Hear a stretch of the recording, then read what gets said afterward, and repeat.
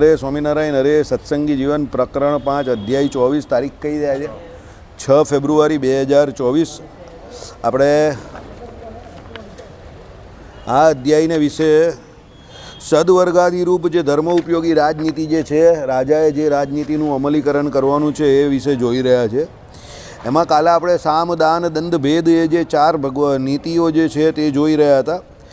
એમાં આપણે મુખ્ય વાત એ જોઈ કે ભાઈ સામ એટલે પ્રિય ભાષણ, ભેદ એટલે બધા વચ્ચે અંદર વેર ઉપજાવીને ફોડી નાખવા, દાન એટલે સુવર્ણાદિકનું દાન અને નિગ્રહ એટલે દન. એના વડે એમ કહી કે તમે તમારા શત્રુઓને જીતી શકો. જ્યાં સામથી કામ થતું હોય સમજાવટથી ત્યાં કોઈની જોડે દંડનો ઉપયોગ કરવો નહીં. અને જે એવા છે કે જે સામથી માને એવા નથી, સમજાવટથી પ્રિય ભાષણથી, તો એને ફક્ત ને ફક્ત દંડ જ એક આપવા યોગ્ય હોય તો એને દંડ આપવામાં પણ હિચકિચાહટ રાખવી નહીં. પણ કોઈ પણ રીતે રાજાએ એના શત્રુઓ જે છે એને કોઈ પણ નીતિ વાપરીને એને દબોચી લેવાના. બસ જ્યાં સુધી એના શત્રુઓનું એ મારણ ન કરી શકે કે કરી નાખે ત્યાં સુધી એ સેફ નથી, સિક્યોર નથી. કારણ કે રાજાના ઘણા બધા દેખાય એવા શત્રુ હોય અને ઘણા ન દેખાય એવા શત્રુ પણ હોય.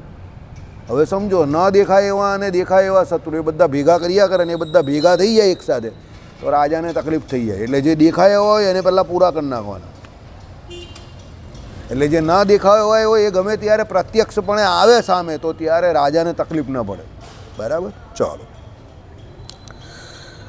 એટલે કાલે છેલ્લે જોયું કે જે કઈ કામના ન હોય તેની ઉપેક્ષા કરવાની, છેલ્લે અર્થ સાધવાનો હોય ત્યારે ઉપેક્ષા ન કરાય, અનુચિત છે. અનુપાય પણ ઉપેક્ષણમાં જે એમ પંચતત્વ નિર્દેશ કર્યો છે તે સંખ્યા પૂરકપણા માત્રથી અને અસ્થાનમાં નહીં ઉપયોગ કરવારૂપ ધર્મની સમાનતાથી કયો છે. તેમાં સંધિરૂપ ઉપાય અધમ, મધ્યમ, ઉત્તમ એવા ભેદથી 3 પ્રકારનો જાણો.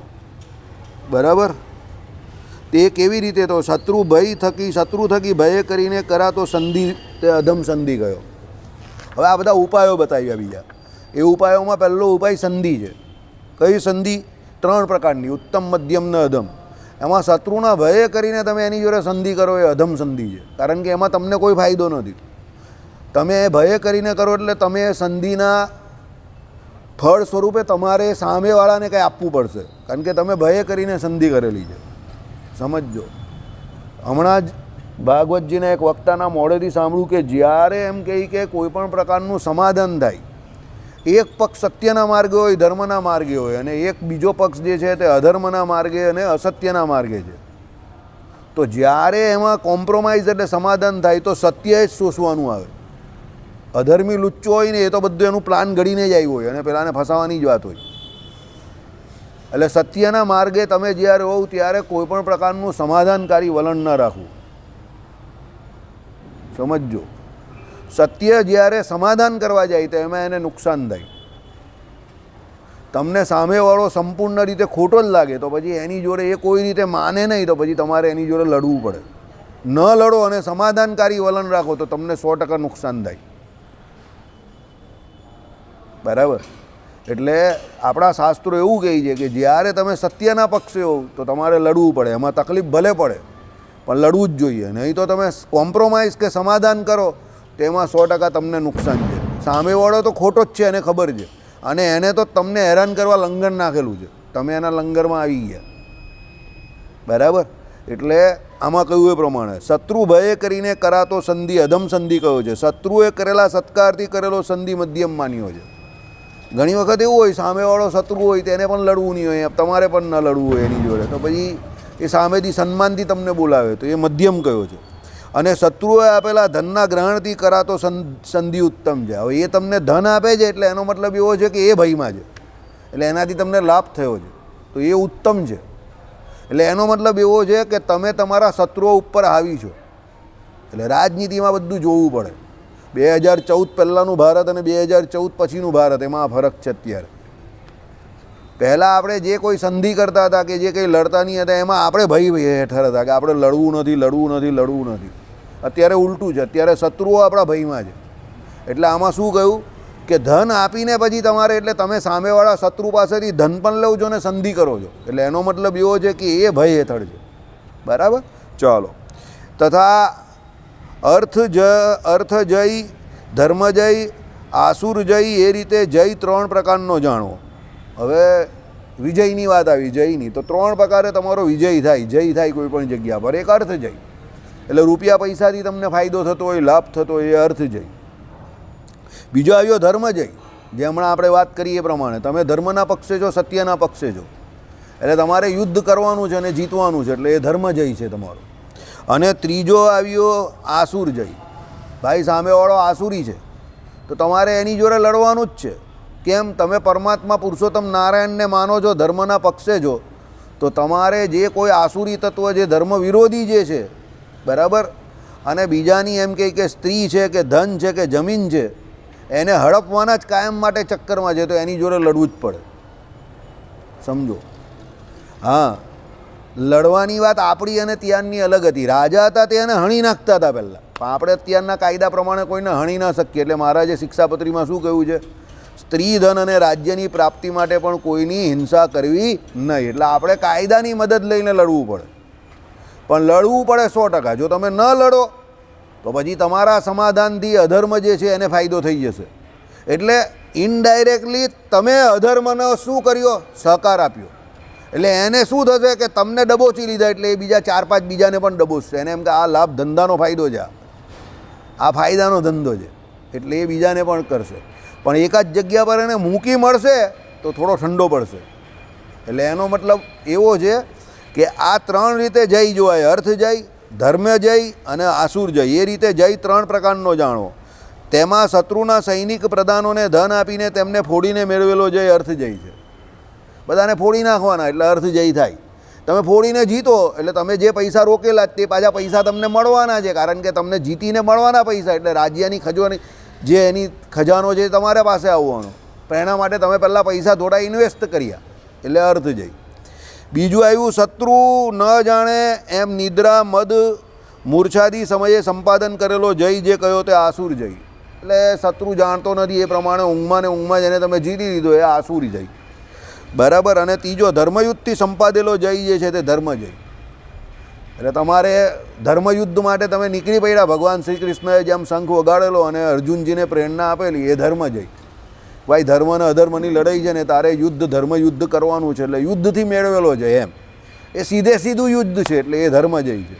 પેલામાં યુદ્ધ નહીં કર્યું તમે, તમને લાભ થયો છે પણ યુદ્ધ નથી, એટલે એક આસુરી અને એક અર્થથી જીતેલા છે, એટલે અર્થ જય ગયો, બરાબર. આટલો ફરક છે. આ જ જય શ્રેષ્ઠ છે. જો છેલ્લો જય જે કહ્યો ને, ધર્મ જય, એ શ્રેષ્ઠ જય ગયો. કેમ? કારણ કે એમાં તમે બાહુબળે કરીને ધર્મને માર્ગે ચાલવા માટે, ધર્મના માર્ગ માટે, ધર્મના પોષણ માટે લડેલા છો, એટલે એ જયને શ્રેષ્ઠ જય ગયો છે. રથો, ગજો, અશ્વો, પદાતીઓ, વિસ્તી એટલે પગાર વિના કે અલ્પ પગારથી ગ્રામ થકી, ગ્રામાંતર થકી પ્રતિભાર ઉપાડી જનારા વેઠિયાઓ, એટલે પેલા જે વજન ઉચકનારા હોય ને તે વેઠિયાઓ. નાવ એટલે નૌકાઓ કે તેને ચલાવનારા, એટલે નાવી કોઈ તે અને એની જોડે નાવ તેની હોય તે. ચર એટલે સંદેશો અથવા કાગળ આદિકને લઈ જનારા. ચર એટલે ચાલતા પેલા જે તમારા સંદેશા પહોંચાડતા હોય એક જગ્યા પરથી બીજી જગ્યા પર. હા, અને તમારા જે કોઈ કાગળ આદિકને લઈ જનારો હોય તે, બરાબર. એટલે એને જાસૂદ હમેલિયાઓ કહ્યા છે આમાં. દેશિક એટલે સેના માર્ગનો ઉપદેશ આપનારા ગુરુઓ. દેશિક એટલે એ લોકો ગુરુઓ જે છે તે એમ કહે કે સેના માર્ગને એમ કહે કે શું છે, માર્ગનો ઉપદેશ કરે કે આ માર્ગે કરીને સેના લઈ જાઓ, અને બધી એ લોકોની વ્યૂહરચના હોય એ પ્રમાણે એ લોકો યુદ્ધ કરાવતા હોય. આ 8 પ્રકારની સેના જાણવી, આ પ્રગટ દંડ શબ્દથી કહેવાય છે. એટલે આ 8 પ્રકારની સેના જે કહી એનાથી શું છે કે પ્રગટ, પ્રત્યક્ષ રૂપે આ દંડ આપે. હવે આમાંથી તમને જે પ્રકારનો દંડ યથાયોગ્ય, યથા સમયે લાગે એનો તમારો ઉપયોગ કરવાનો, બરાબર. આમાં જે કયું અર્થ જય કયો, કે પછી જે આસુરી જય કયો, કે ધર્મ જય કયો, અને પછી આમાં જે આ નીચે જે આ બધા કયા, બરાબર, વેઠિયાઓ, રથો, ગજો, એ બધા જે છે એનો ઉપયોગ કરીને આ જે 8 જે કયા ને, રથ કીધો, ગજ કીધા, અશ્વ કયા, પદાતીઓ, પગાર વિનાના કે અલ્પ પગારના વેઠિયાઓ, નાવિકો, ચર, સંદેશો લઈ જનારા, આ બધા જે કયા, સેના માર્ગનો ઉપદેશ કરનાર ગુરુ, આ બધા 8 જે પ્રકારના કયા તે એ બધી સેના છે તમારી. અને એ 8 પ્રકારની સેના જાણવી એ પ્રગટ દંડ શબ્દથી કહેવાય છે. આ 8 પ્રકારની સેના દ્વારા તમે કોઈ પણ યુદ્ધ જે છે એ જીતી શકો અને સામેવાળાને દંડ આપી શકો, બરાબર. પહેરવાના વસ્ત્રમાં અને જમવાના અન્નમાં પરિપંથીઓએ કરાવેલો વિષ પ્રયોગ, વસ્ત્રની અંદર પણ તમને એમ કહે કે હવાથી વસ્ત્રની અંદર એમ કહે કે એ લોકો વિષનો પ્રયોગ કરતા હતા પહેલાંના લોકો. એટલે શું કરે, વિષ હોય તેને અમુક જગ્યા પર અમુક અંતરે અમુક કપડામાં કે એમાં નાખે અને પછી એને છોડે એ કપડું, અને એ પછી તમને તમારા સ્પર્શમાં આવે કે શ્વાસમાં આવે તો પછી સામેવાળાનું મૃત્યુ થઈ જાય. કારણ કે એ જે કપડું હોય કે જે કંઈ વસ્તુ હોય તેને અતિશય એમ કહે કે ભારી માત્રામાં એમાં એમ કહે કે શોનો વિષનો ઉપયોગ કરેલો હોય. બરાબર.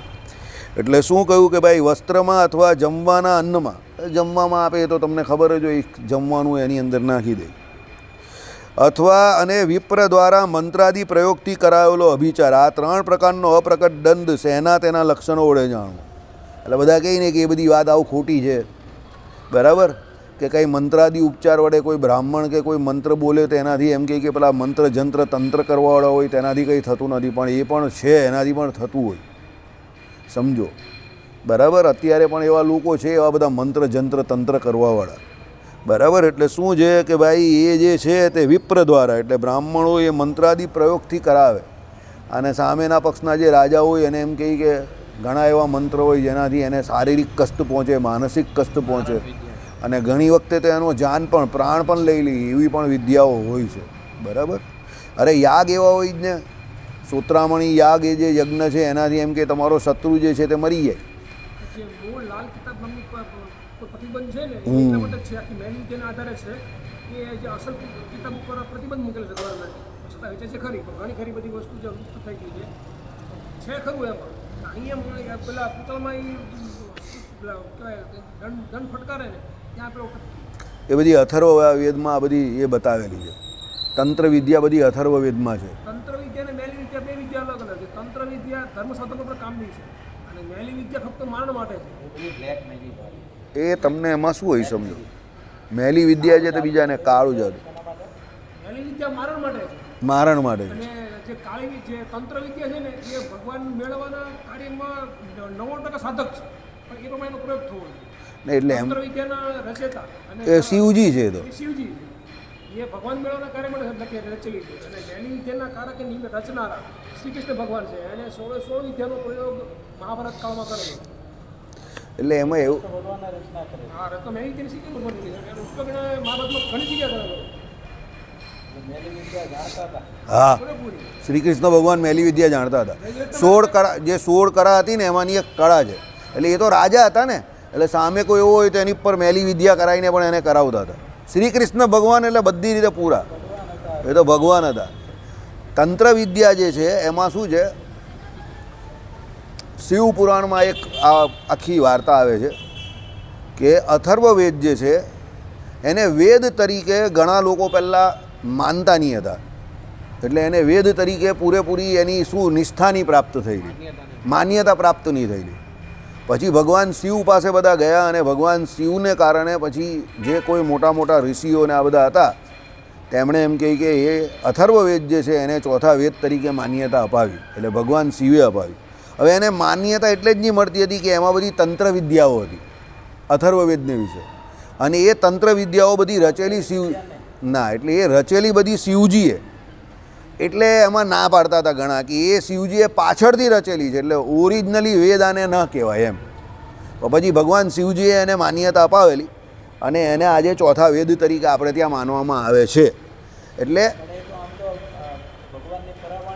હા છે તો એ જ, પણ આપણે ત્યાં શું હોય, ઘણી વાણીઓને ઘણી વસ્તુ હોય તો અમુક સમય સુધી એ કેવી થઈ જાય કે લુપ્ત થઈ જાય, અને પછી ભગવાન શિવે પાછી એ મૂકેલી. એટલે એ તંત્ર વિદ્યા જે છે તમે જે કહો છો એ ભગવાન શિવની વાણી છે, અને ભગવાન શિવે એમ કહે કે એનો ઘણી વખત ઘણી જગ્યા પર ઉપયોગ કરેલો છે, અને એને કારણે આ અથર્વવેદ જે છે એમાં એની ઘણી બધી વાતો તંત્ર વિદ્યાની આવે છે. બરાબર. અને તંત્ર વિદ્યાનો ઉપયોગ ઘણી વખત આ મારણ વિદ્યાને એનો કોઈ બિચારો એ હોય ને તે એના બચાવમાં પણ એ તંત્ર વિદ્યાનો ઉપયોગ થાય છે. કોઈએ કંઈ મહેલું કરેલું હોય તો એની સામે પણ અમુક તંત્રોને એ હોય, કાં એવો શક હોય કોઈને કે મારી ઉપર કોઈ કંઈ કરશે, તો અમુક તંત્ર હોય કે જેને બનાવીને એને એ આપવામાં આવે કે જેને એમ કહે કે પેલી આ મેલી વિદ્યાથી કે એનાથી એ બચી શકે. એને બચવા માટે પણ હોય. દાખલા તરીકે કાયદાની ભાષામાં તમે જોવા જાઓ તો કોઈ સ્ટે લેવા જતો હોય તો એ પહેલાં કોઈ કેવિયટ લઈ લે, તો પેલો સ્ટે લેવા જાય તો એને તરત સ્ટે નહીં આપે જજ, નોટિસ ફટકારે અને બંને પક્ષને પોતપોતાની રજૂઆત કરવાનો સમય મળે અને પછી જજની સામે બંને પક્ષ રજૂઆત કરે ત્યારે પછી કોઈ એકને પછી જજને લાગે તો સ્ટે આપે મનાઈ હુકમ, નહીં તો પછી જજ બંને પક્ષને નોટિસ ફટકારીને કેસ દાખલ કરીને આગળ ચલાવે કે ભાઈ મનાઈ હુકમ માટે બંને અરજદાર આને માટે એલિજિબલ નથી. કાં પછી જજ એવું કહે કે સ્ટેટસ કો રાખો. એટલે અત્યારે કેસ થયો ત્યારથી કેસની જ્યાં સુધી અંતિમ નિર્ણય ન આવે ત્યાં સુધી સ્ટેટસ કો, એટલે જે પરિસ્થિતિ છે અત્યારે યથાવત પરિસ્થિતિ જાળવી રાખવાની. બરાબર, આ કાયદાની જોગવાઈ. તો કોઈ સ્ટે લેવા જાય અને સામેવાળાને એવો શક પડે કે આ મારી વિરુદ્ધ સ્ટે લેવા જશે તો એ પહેલેથી કોર્ટમાં જઈને કેવિયેટ નોંધાવી શકે છે. આ એવું છે કે દાખલા તરીકે તમને એવું લાગે કે તમારા ઉપર કંઈ કોઈ ખોટું કરવાનું હોય તો તમે કોઈ એવા જાણકાર વ્યક્તિ પાસે જાઓ અને તંત્ર વિદ્યા એની પાસે કોઈ ભણેલો હોય ને એની પાસે કોઈ એવું કંઈ લઈ લેવું કે અમુક યંત્રો પણ એવા આવે છે, એ યંત્ર તમે ધારણ કરી દેવું તો પછી તમને પેલાની અસર ઓછી થાય કે ન થાય. બરાબર છે બધું. સૌથી મોટી વાત આમાં એ છે તમારી ઉપાસના. આ આખા બ્રહ્માંડમાં સૌથી મોટામાં મોટું જો કોઈ તમારી પાસે અસ્ત્ર કેવું કે શસ્ત્ર હોય તો તમારી ઉપાસના છે. પરમાત્મા પ્રત્યેની તમારી ઉપાસના કેટલી છે, તમારી દ્રઢ નિષ્ઠા કેટલી છે, તમારી શરણાગતિ કેટલી વધારે દ્રઢ છે. જેટલો દ્રઢ ભગવાન નારાયણનો શરણાગત એટલી એને બીજી બધી વસ્તુઓની અસર ઓછી થાય. કારણ કે શરણાગતિમાં ભગવાનની આજ્ઞાથી માંડીને બધું આવી જાય. એટલે તમે જેટલી શરણાગતિના પેલા જે લક્ષણો જે છે એ લક્ષણોને વિશે વર્તો અને એનું તમે પાલન કરો એટલા તમે બીજી બધી આ જે કંઈ તમે મારણ કેવું કે જે કંઈ કહો એનાથી બચો. પણ જેટલી તમારી ઉપાસનામાં કે શરણાગતિમાં પોલ એટલા તમે આ બીજી બધી શક્તિઓથી હાવી થઈ જાય એ તમારી ઉપર ને એ તમારી ઉપર ઉપચાર રૂપે પણ કે તમારી ઉપર અસર રૂપે પણ એ કોઈ પણ રીતે તમને નુકસાન પહોંચાડી શકે. એટલે શરણાગતિ અતિશય દ્રઢ રાખવી. તમારી શરણાગતિ દ્રઢ હશે અને ઉપાસના દ્રઢ હશે તો તમને અસર ઓછી થાય. પેલો એક હરિભગત નહીં હતો, એની પર અડદના દાણા પેલા કોઈએ નાખેલા, એ બધા દાણા ભેગા કરી નાખ્યા અને એને ઘરે જઈને મસ્ત એની અડદની દાળ હતી એનું એ શાક બનાવીને ખાઈ ગયો શાંતિથી રોટલા જોડે, એને કંઈ થયું નહીં. એટલે એને શરણાગતિ એવી હતી. એટલે શરણાગતિ ન હોય ને કોઈ એવું કરવા ખાલી કરવા જાય તો લપેટામાં આવી પણ જાય. એ પણ તમને કહી દો. તમે ખાલી ડંફાસ મારવા જાઓ કે મને કંઈ થાય નહીં મારી બહુ જોરદાર ઉપાસના છે આમ તેમ, તો તમે લપેટામાં આવી જાઓ. કારણ કે આપણા સંપ્રદાયના સાધુ શુદ્ધા, સાધુ એટલે ત્યાગાશ્રમમાં રહેલા વ્યક્તિઓને પણ પ્રેત છે કે પિશાચ છે કે બ્રહ્મ રાક્ષસ છે કે ભૂત છે એ વળગેલા છે. એ આપણા સંપ્રદાયનો ઇતિહાસ છે. ત્યાગાશ્રમમાં રહ્યા પછી, વડતાલ જેવી જગ્યા પર રહ્યા પછી લક્ષ્મીનારાયણ દેવ હરિકૃષ્ણ મહારાજના રોજ દર્શન કરવાવાળાને પણ વળગેલા છે. સમજો.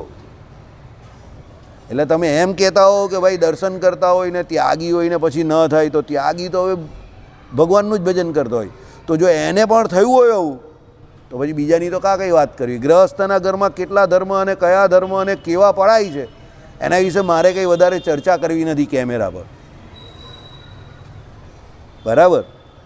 ગ્રહસ્થના ઘરમાં પરિસ્થિતિ એવી છે કે બિચારો એક સત્સંગી હોય, હવે એ બધું એ પાડવા ઈચ્છતો હોય તો પણ બીજા કોઈ અમુક સત્સંગી હોય ને અમુક અડધા સત્સંગી હોય ને અમુક સગવડિયા હોય.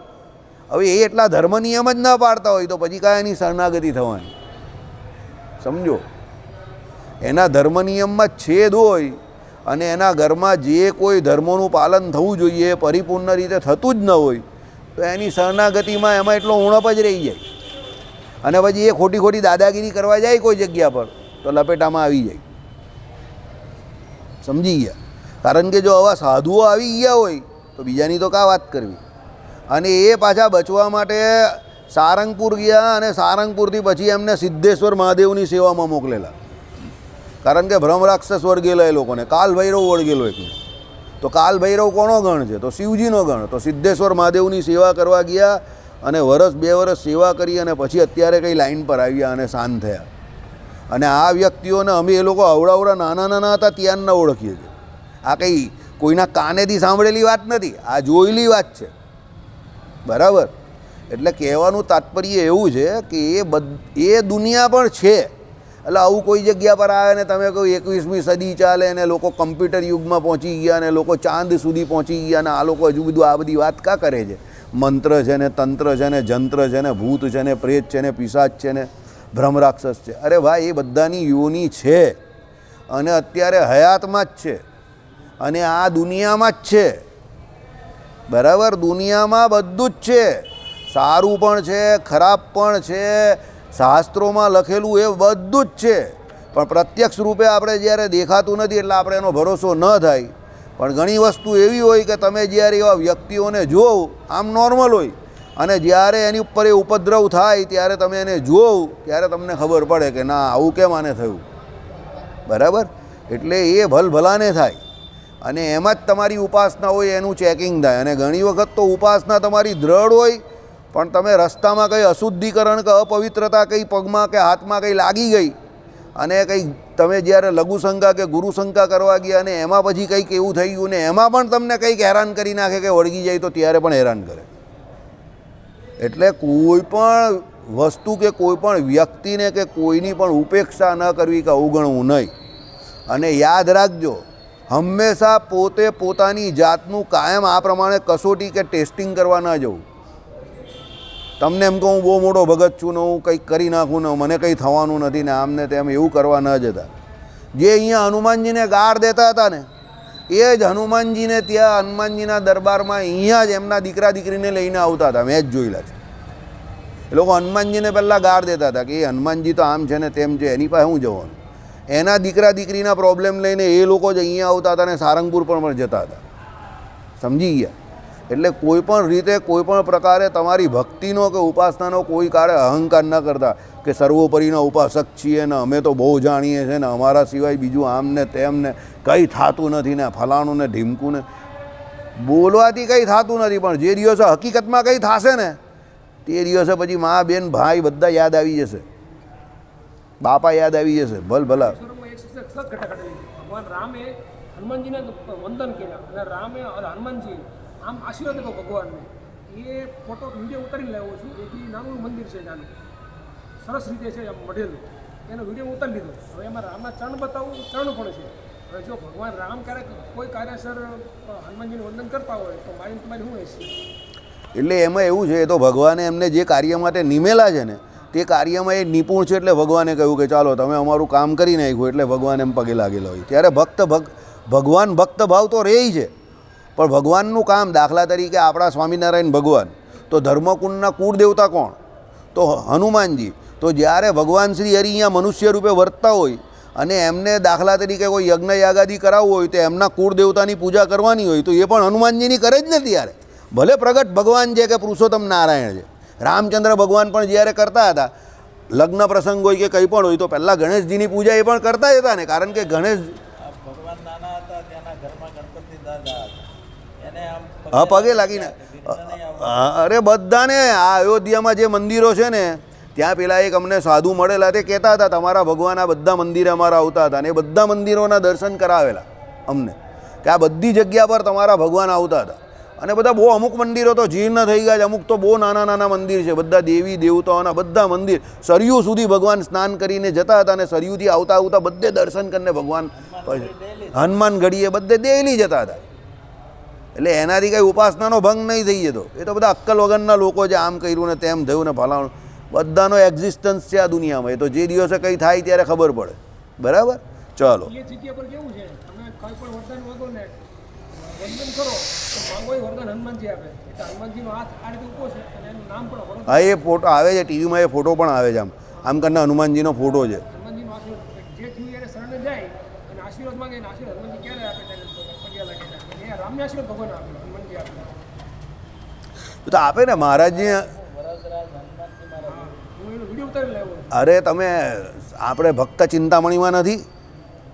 ભક્ત ચિંતામણીમાં મહારાજ ધ્યાન કરવા બેઠેલા હતા તો આજુબાજુ પેલા ઝાડ ઉપર કેટલા હજારો લાખો ભૂત હતા, બરાબર? તો હનુમાનજી એની સેવામાં રહેલા, તો હનુમાનજી પછી બધા ભૂતોને નહીં મારતા હતા ત્યારે. તો ભગવાન સાક્ષાત બેઠેલા જ, તો પછી ભૂતોને મારવા માટે હનુમાનજીની કાંઈ જરૂર છે? આ તો ભગવાન છે, ભગવાનને કાં ભૂત કંઈ કરવાનો છે? તો પણ હનુમાનજી સેવામાં રહીને બધા ભૂતોને મારતા જ હતા ને, ભમાભમ માર્યા અભાડી અભાડીને, અને ભગવાન શાંતિથી બેસી રહ્યા. સમજો? અને ભગવાને પછી હનુમાનજીની સ્તુતિ પણ કરીએ પછી કે તમે અમારી રક્ષા કરી, આ તે ફલાણું ઢીમકું ને. પછી હનુમાનજી હસતા પણ હતા કે અમે તમને ઓળખીએ છીએ. તમે તો નારાયણ છો એમ કરીને આખી સત્સંગી જીવનમાં એ સ્તુતિ આવે છે. પહેલાં ભગવાન એમના વખાણ કરે છે હનુમાનજીના, અને પછી હનુમાનજી ભગવાનની સ્તુતિ કરે છે, બંને આવે છે. એ તો ભક્ત ભગવાન ભાવ છે જ, બંને એકબીજાની સ્તુતિ કરે. અને ભગવાન પણ ભક્તોની જ્યારે સેવા લઈને ત્યારે ભગવાન પણ ભક્તોની સ્તુતિ કરે અને એના વખાણ કરે, સમજો. પણ એનો મતલબ એવો નથી કે ભક્ત કંઈ મોટા થઈ જાય, પણ ભગવાન એને એ ભક્તને પોતે પોતાના મોઢે કરીને કે પોતાના મુખારવંદે કરીને એમની સ્તુતિ કરીને એ ભગવાન પોતાના ભક્તોને પણ મોટા કરે કે ભાઈ મારા ભક્તો પણ આટલા મોટા છે એમ, કે જેની સ્તુતિ અમે જાતે કરીએ છીએ. એટલે ભગવાન ત્યારે એના ભક્તોના વખાણ કરીને મહાત્મય ભક્તોનું પણ બતાવે. પણ એવી ઉપાસના જોઈએ. બેંકમાં 10 કરોડ રૂપિયા હોય તો તમે એ 9 કરોડ રૂપિયાનો ચેક આપી શકો, પણ બેંકમાં 10 લાખ રૂપિયા હોય તો 11 લાખનો નહીં, 10 લાખને 100 રૂપિયાનો પણ ચેક જાય તો એ શું થાય? બાઉન્સ થાય. એવી ઉપાસના જોઈએ. બરાબર, ચાલો ઓકે. હવે આગળ જઈએ આપણે. ક્યાં આવ્યા? હા, આ 3 પ્રકારનો અપ્રકટ દંડ શેના અને તેના લક્ષણો વડે દેખાય. આ અપ્રકટ દંડ છે. મારણ વિદ્યા કરાવો ને એ બધું એ કંઈ સાંભળવાને દેખાય થોડું. બરાબર. સૂર્યાદિ ગ્રહો, અશ્વિની આદિક નક્ષત્રનો ગતિભેદ. 27 પ્રકારના 27 નક્ષત્ર છે, અને સૂર્યાદિ ગ્રહો એમાં રાહુ અને કેતુ છાયા ગ્રહ, અને બાકીના 7 જે છે તે ઓરિજિનલ. એમ કરીને 7 ને 2 9 ગ્રહ કીધા છે. ચાલો.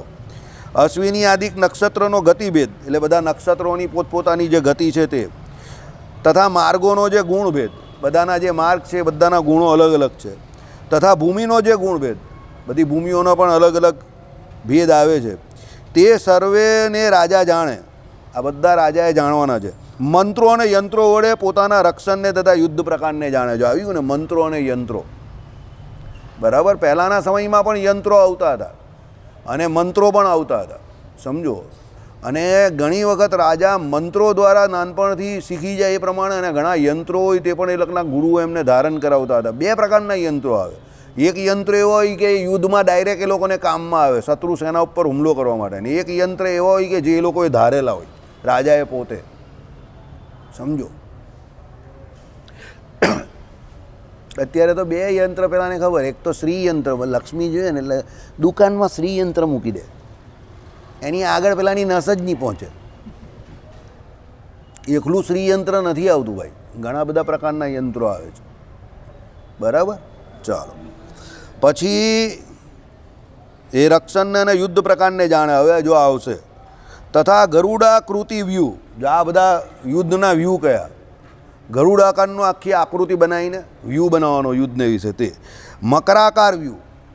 બરાબર. મગરનો આગળનો ભાગ આમ કરીને ખુલે એવો મોટો હોય, બરાબર, તે, અને પાછળ પૂંછડીનો ભાગ હોય, અને વચ્ચેનો ભાગ એકદમ મજબૂત હોય, એ મકરાકાર વ્યૂ.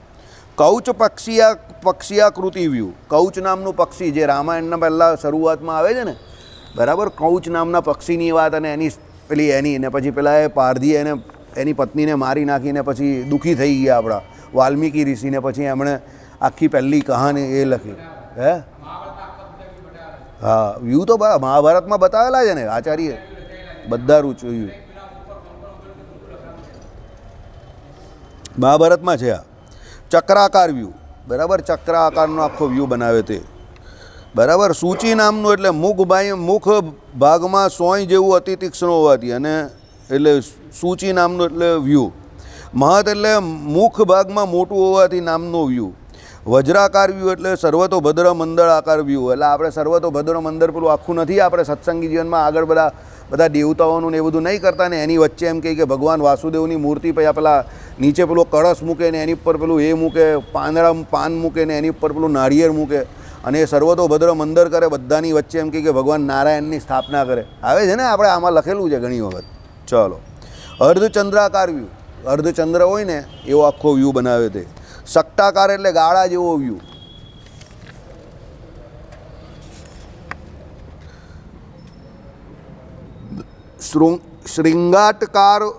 શ્રીંગાટકાકાર વ્યૂ એટલે સિંગોડાના ફળની પેઠે ત્રિકોણ વ્યૂ. ઇત્યાદિ સર્વે વ્યૂઓ એટલે સૈન્યની ગોઠવણીને રાજા જાણે. અને તથૈવ એટલે વિરચેલા વ્યૂ પ્રકારથી જ પોતાના સૈન્યોને સર્વત્ર સંચારે. જે રીતે વ્યૂનો ભંગ ન થાય તે રીતે ફેરવે. એટલે રાજાને જ્યારે સૈનિકોને ફેરવવાનો હોય ત્યારે પણ એ પ્રમાણે વ્યૂ પ્રમાણે જ ફેરવે, એટલે કાયમ એવી પ્રેક્ટિસ રખાવે એમ, એટલે એ વ્યૂનો ભંગ ન થાય. યુદ્ધમાં પણ એવી રીતે કરે અને બહાર પણ એવી રીતે એ લોકો પ્રેક્ટિસ દરમિયાન આપણે ત્યાં મોક સેશન રાખે ને એ પ્રમાણે મોક ડ્રીલ. ચાલો, જે પદાતિઓ જે ગજો હોય જે અશ્વો હોય તેમની પુષ્ટિ કરવાના પ્રકારને તેના શાસ્ત્ર થકી રાજા જાણે. એટલે જે કોઈ પેલા પદાતિઓ એટલે રસ્તામાં જે ચાલતા જે એમ કહે કે સૈન્યમાં જે લશ્કરના માણસો હોય તે, ગજો એટલે જે હાથીઓ હોય તે, પછી એમ કહે કે અશ્વો એટલે ઘોડા હોય તે, એ બધાની પુષ્ટિ કરવાના પ્રકાર કે એ બધા પુષ્ટ કેવી રીતે રહી અને એ બધા પોતપોતાના માર્ગને વિશે કેવી રીતે રહે એ બધાને એ શાસ્ત્ર થકી રાજા જાણે. તથા રથ નિર્માણ, રથ કેવી રીતે બને તે જાણે.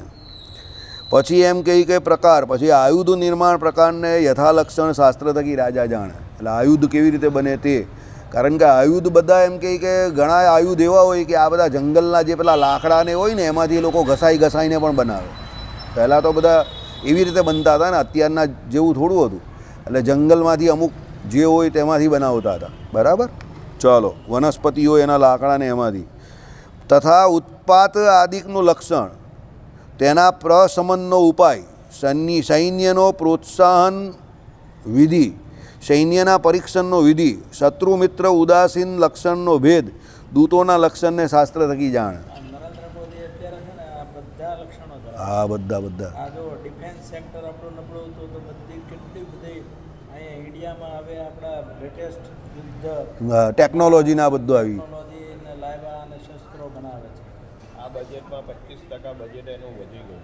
2004થી 2014 સુધીમાં ઇન્ડિયાની અંદર ટેરરિસ્ટ એટેક કેટલા થયા? મુંબઈ હુમલો, જયપુર હુમલો, અમદાવાદ, સુરત, આ તે બધે કેટલી બધી જગ્યા પર સમજો.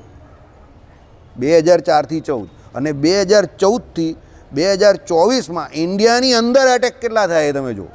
બોર્ડર પર તો છમકલું થાય પણ ઇન્ડિયાની અંદર જુઓ તમે, સાવ ઘટી ગયા, ઓલમોસ્ટ નિગ્લિજિબલ થઈ ગયા. એનું હે એટલે કેમ ઘટી ગયા? આ લોકોની નીતિ એવી, ઝીરો ટોલરન્સ. અને સાહેબે કહ્યું એ પ્રમાણે સૌથી વધારે ઇન્ટેલિજન્સનો ઉપયોગ કરવામાં આવે છે. ઇનપુટ્સ જ્યાંથી મળે ત્યાં જે જગ્યા પરથી નીકળે ત્યાં જ એને દબોચી લેવાનો એમ. બરાબર. એટલે ભારતની પહેલાં ટ્રેનોમાં બોમ્બ ફૂટતા હતા તમે જોવ, પછી પેલો સાયકલ પર બોમ્બ મૂકીને ચાલ્યો જાય, કોઈ સભામાં બોમ્બ, ને કેટલી બધું મગજમારી હતી કોંગ્રેસની એ ગવર્મેન્ટ હતી ત્યારે. 4થી 14 સુધી જોજો. અને 14 પછી આ બધું કાયમ તમે ઓલમોસ્ટ બંધ થઈ ગયું. સિટીઓની અંદર ને આ બધી જગ્યા પર બોમ્બ ધડાકા બહુ ઘટી ગયા. બોર્ડર પર છમકલા થાય છે. એટલે ઇન્ડિયામાં અંદરના લોકો જે ફૂટી જતા હતા પહેલાં, એ આર્ટિફિશિયલ કે એવું એ તો અત્યારે આવ્યું, પણ આ લોકોની જે ઇન્ટેલિજન્સ જે છે એના દ્વારા પકડી પાડવામાં આવે છે. એટલે એ લોકો બહારના લોકો જોડે જે કોન્ટેક્ટ કરીને જે અહીંયા ફૂટી જતા હતા અને માથાકૂટ જે થતી હતી, ધડાકા ભડાકા, એ બધા બંધ થઈ ગયા. પૈસા મગજમારી એ પણ બંધ કરી નાખી. બરાબર. એટલે આ એને લીધે આ બધું થયું છે. અને આમાં જે કહ્યું એ પ્રમાણે એક એક તમે જો ઉત્પાત આદિકનું લક્ષણ, ઉત્પાત થવાનો એ પણ એનું લક્ષણ બતાવે. જેમ રોગ હોય એને એનું લક્ષણ બતાવે ને એ પ્રમાણે કે કોઈ પણ પ્રકારનો ઉત્પાત તે એમને એમ ઉત્પાત ન થાય. એ ખબર પડે તમને પ્રકૃતિ જોઈને કે આ કંઈ બહુ મોટો ઉત્પાત આવવાનો છે, સમજો. તેના લક્ષણથી તમને ખબર પડવી જોઈએ. બરાબર. પછી આવે તેના પ્રશમનનો ઉપાય. ભાઈ ખબર પડી કે આ થવાનું છે તો પછી એનો પ્રશમન શું? દાખલા તરીકે ધરતીકંપ આવવાનો જે તમને સિગ્નલ મળે તો શું કરવું? તો પ્રજાને ક્યાં લઈને જવી કે જ્યાં ધરતીકંપનું જોખમ સૌથી ઓછું કે એનો ખર્ચો એટલે જાનહાની અને લોકોને નુકસાન સૌથી ઓછું થાય, એ પ્રશમન કહેવાય. બરાબર. પછી આવે સૈન્યનો પ્રોત્સાહન વિધિ. સૈન્યને મોટિવેટ કેવી રીતે રાખવું? કારણ કે સૈન્યના માથે હંમેશા મોતનો ભય છે, સમજો. તો એ લોકોને મોટિવેટ કરવા પડે તમારે કે ભાઈ લડવું એ આપણો ધર્મ છે. બરાબર. મૃત્યુ શું છે? તો મૃત્યુ એ જ છે કે આપણે દુશ્મનના હાથે હારી જવું. કાં મૃત્યુ એ જ છે કે આપણે ઉત્સાહ વગર જીવન જીવવું. ઉત્સાહ વગરનું અને હારી ગયેલું જીવન છે એ જ મૃત્યુ સમાન છે. બાકી યુદ્ધમાં મૃત્યુ થવું એ મૃત્યુ નથી. એમ સૈન્યને કાયમ પ્રોત્સાહન આપવું પડે, મોટિવેટ કરવા પડે, કારણ કે એનું કામ જ મરવા મારવાનું છે. નરેન્દ્ર મોદી દર દિવાળી સૈનિકો જોડે બોર્ડર ઉપર મોટિવેશનલ કે ભાઈ એ લોકોને લાગે કે આપણી જોડે કોઈ છે. બરાબર. એટલે એ પ્રમાણે તમારે પ્રોત્સાહન આપવું પડે. બરાબર. પેલો કહે ને, જીઓ મેરે રાજ્ય, आओ मेरे शेर, सामने कर दो सबको, ઢેર. બરાબર, આ બધા મોટિવેશનલ થોટ્સ છે. ચલો પછી શું આવ્યું? સૈન્યના પરીક્ષણનો વિધિ. પરીક્ષણ કરવું પડે, બરાબર કે ભાઈ, વારંવાર એનું પરીક્ષણ કરવું પડે. આ બધી પરેડો ને આ બધું થાય છે ને 26મી જાન્યુઆરીએ, 15મી ઓગસ્ટે, તો પૂરું પરીક્ષણ કરવું પડે. શત્રુ મિત્ર ઉદાસીનના લક્ષણનો ભેદ. ભાઈ ખબર પડી જોઈએ કે શત્રુ છે તે અત્યારે ઉદાસીન છે કે નથી, મિત્ર જે છે તે ઉદાસીન છે કે નથી. બધાના હોય ને, બરાબર. પેલો કોપ ભુવનમાં ચાલ્યો જાય એટલે ખબર પડી જાય તમને કે આજે આ ઉદાસ લાગે છે, બરાબર. એટલે એને કોપ ભુવનમાં જવા નહીં દેવાનું. શત્રુ કોપ ભુવનમાં જાય તો એનું પછી કામ કરી નાખવાનું, ને મિત્ર કોપ ભુવનમાં જાય તો એને બોલાવી દેવાનો, ભાઈ કંઈ પ્રોબ્લેમ લાગે જ તને, કેમ કોપ ભુવનમાં ચાલ્યો ગયો, હે મોહન, ચાલ આ બાજુ આવી જા, બરાબર. એટલે એને પછી તરત ઉત્સાહ આપીને પાછો મેઇન સ્ટ્રીમમાં લાઇનમાં લાવી દેવાનું, એટલે એને કોપ ભુવનમાં જવા ન દેવાનું, બરાબર. પછી આવે શું છે? દૂતોના લક્ષણને એમ કે શાસ્ત્ર થકી જાણે. દૂત જે છે એના લક્ષણ પણ જાણવા પડે, કારણ કે ઘણી વખત દૂત હોય એ પણ વધારે પડતા ચતુર હોય, અને એ દૂતના કામ કરતાં વધારે જાસૂસનું કામ કરીને જાય, એટલે દૂતને પણ જાણવો પડે. પેલો ઉલ્લુક નહીં હતો, શકુનીનો દીકરો, તે આવેલો યુદ્ધ પહેલાં, અને એણે જે સમાચાર વાંચેલા અને એ જે દૂત બનેલો તે આગ લગાવવાનું કામ કરતો હતો, પાંડવોને બહુ અકળાવતો હતો.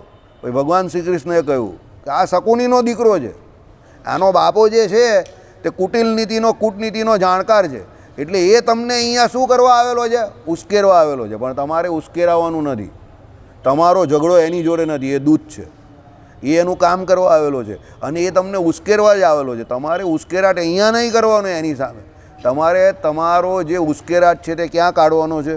યુદ્ધ ભૂમિમાં. એમ કરીને ભગવાન શ્રી કૃષ્ણએ ભીમસેનને અર્જુનજીને શાંત પાડી દીધેલા, કારણ કે પેલો બહુ ગંદુ બોલતો હતો એકદમ, પણ એને એટલા માટે જ ત્યાં મોકલેલો, બરાબર. એટલે ઘણા માણસ એવા હોય, ઘણા દૂત કેવા હોય ખબર? સામેવાળાનો ઉત્સાહ તોડવા પણ આવેલો હોય કે હવે અમારી સેનામાં આટલા લોકો છે, આટલા મજબૂત માણસો છે, તમે તો યુદ્ધ પહેલાં જ હારી જશો, અમારામાં બહુ મજબૂત માણસ છે, ફલાણું ઢીમકું, એમ કરીને ઘણા લોકો એ બધી હાંકી કરે ત્યાં જઈને. એટલે સામેવાળી સેના હોય કે સામેવાળો રાજા હોય તો પહેલેથી જ ગભરાઈ જાય. હવે એ જે બોલે તે શાંતિથી સાંભળવાનું, હા ભાઈ તું બરાબર છે, ચાલ તારું કામ થઈ ગયું, ચાલ હવે તારા ઘરે જા, બહુ થઈ ગયો તારું. તમારી કોઈની જોડે લડાઈ ઝઘડો થાય એવું થાય ત્યારે પણ ઘણા લોકો કહે એની જોડે લડવામાં કંઈ ફાયદો નથી, એની બહુ ઓળખાણ છે, પોલીસ સ્ટેશનમાં બહુ ઓળખાણ છે, એની આમ બહુ ઓળખાણ છે, રાજનીતિના નેતાઓ એને બહુ ઓળખે છે, ફલાણું ઢીમકું, એમ કરીને તમને ગભરાવે, બરાબર. એવા ઘણા લોકો હોય, એમાં કંઈ ડરવાનું નહીં. હા, એને કહેવાનું તારી વાત સાચી ને, તે બહુ સારા સમાચાર આપ્યા, ચાલ હવે ચા પીને ઘરે જા, એમ કરીને એને એના ઘરે મોકલી દેવાનું, બગાડવાનું નહીં. પછી તમારે જે કંઈ કરવાનું હોય તે એકોર્ડિંગલી કરવાનું, પણ ડરવાનું નહીં, બરાબર. શ્રીપતિમ શ્રીધરમ સર્વદેવેશ